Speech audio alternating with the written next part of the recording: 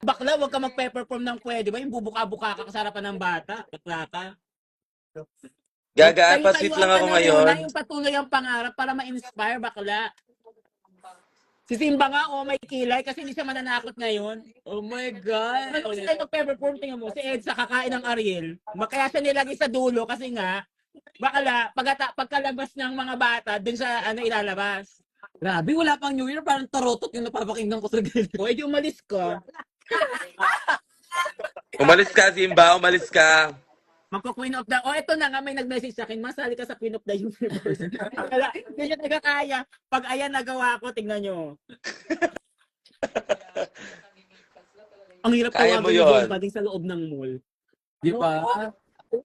Uy, alam mo, once natawag ko siya sa Airport. airport. Sa air, natatakot Pero ako. ako din. Kaya mas okay ng ano na, imis, ano ka, deadening na lang. Denzel na lang, bakla.